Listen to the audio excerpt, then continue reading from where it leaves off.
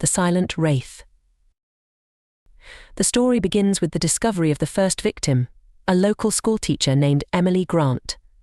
The scene is Emily's quaint, old-fashioned house, filled with the remnants of a peaceful life. Her body is found sprawled on the living room floor, her face twisted in terror. The room is eerily quiet, with only the ticking of an old clock breaking the silence. The windows are closed, and there is no sign of a struggle, yet Emily's expression suggests she saw something horrifying before she died. Detective Claire Hartley arrives at the crime scene, her sharp eyes taking in every detail. She's a seasoned investigator, known for her unyielding determination. As she examines the body, she notices a faint, almost invisible mark on Emily's neck, something that seems out of place. The room feels unnaturally cold, and Claire can't shake the feeling that she's being watched. She instructs the forensic team to take extra care in examining the scene, sensing that this case will be unlike any other. As Claire digs deeper into Emily's life, she uncovers a disturbing connection to the town's past. Decades ago, Ravenswood was home to a notorious figure known as the Silent Wraith, a killer who was never caught and whose crimes were eerily similar to the current murders. Claire visits the local library, where she sifts through old newspapers and records, finding chilling accounts of the Wraith's victims, all of whom were found dead in their homes, faces contorted in fear, just like Emily. A second body is found, this time an elderly man named Harold Bennett. His death mirrors Emily's, no sign of forced entry, and his face frozen in terror. However, this time, Claire finds something even more disturbing, a faint whisper of a shadow on the wall, as if something had briefly materialized before vanishing. The room is ice cold, and the presence of the Wraith feels almost tangible. Claire begins to suspect that the killer might not be human after all. Claire's investigation leads her to an abandoned house on the outskirts of town, rumored to be the Wraith's former hideout. The house is decrepit, with peeling paint and boarded-up windows. Inside, the air is thick with dust and decay. Claire's flashlight flickers as she explores the dark, creaking corridors. Suddenly, she feels a presence behind her, cold, malevolent, and overwhelming. She turns, and for a brief moment, sees the Wraith, a shadowy figure with hollow eyes, before it vanishes. Claire realizes she's dealing with something far more dangerous than a mere human killer.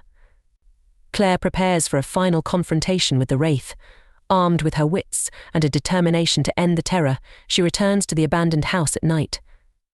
The house seems even more sinister under the pale moonlight, its windows like dark, hollow eyes. As Claire steps inside, the temperature plummets, and the Wraith materializes before her, its form more solid and terrifying than ever. A fierce battle ensues, with Claire using every ounce of her courage to banish the Wraith back to the shadows.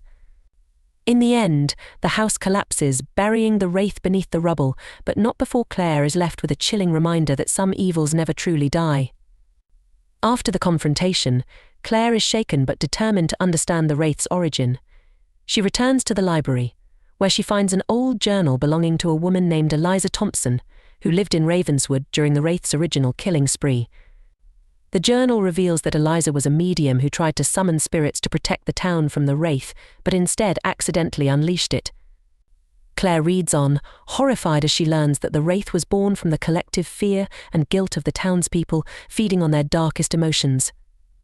As Claire delves deeper into Eliza's journal, she uncovers a horrifying truth: the Wraith is bound to the town of Ravenswood by an ancient curse. The curse was cast by Eliza in a desperate attempt to contain the evil, but it backfired, trapping the Wraith in the town and dooming Ravenswood's residents to a cycle of fear and death. The curse can only be broken by confronting the Wraith in its place of origin, but doing so could mean certain death. Claire realizes she must make a choice: flee the town and save herself, or face the Wraith and end the curse once and for all. Claire decides to confront the Wraith and end the curse.